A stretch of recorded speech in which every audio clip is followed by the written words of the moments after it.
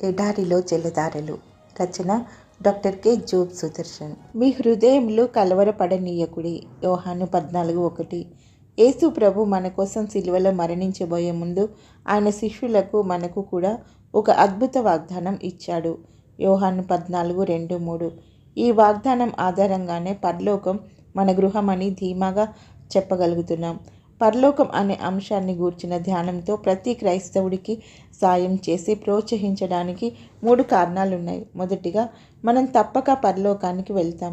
నిజంగా తిరిగి జన్మించి యోహాను 3:3 ఆయన రక్తంలో శుద్ధి నొందిన 1 యోహాను 1:7 ప్రతి విశ్వాసి పరలోక పట్టణానికి వెళ్తాడు. మన పేర్లు అక్కడ గ్రంథస్థమై ఉన్నాయి. లూకా 10:20. దేవుని పిల్లలు అనేకులు ఇప్పటికే అక్కడ ఉన్నారు. ఎఫెసీ 3:15. ఎలాగైతేనేం మనం నివసించబోయే ఆ దేశాన్ని గూర్చి, విమోచన పొందిన గొప్ప సమూహంతో మనం ఉండబోయే ఆ పట్టణాన్ని గూర్చి తెలుసుకోవాలనుకోవడం సహజమే కదా. రెండవదిగా, మన ప్రియులందరూ పరలోకంలో ఉన్నారు. పరలోకం అనే పేరెత్తగానే ఇంతకు ముందే వెళ్ళి అక్కడ ఉన్నవారు గుర్తొస్తారు. ఎవరు వారు?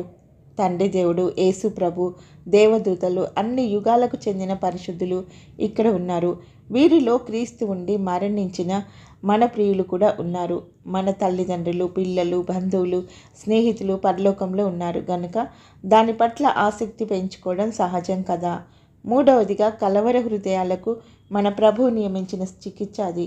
యోహాను 14:అధ్యాయం ఎలా ప్రారంభమైందో చూడండి.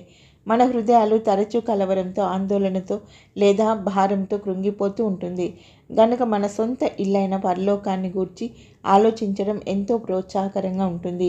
సూర్యకాంతిని మించిన తేజస్సు గల ఆ దేశాన్ని గురించి తలపోస్తూ ఉంటే మనం ఆనందమయంగా, ఆరోగ్యవంతమైన క్రైస్తవులుగా ఉండగలం.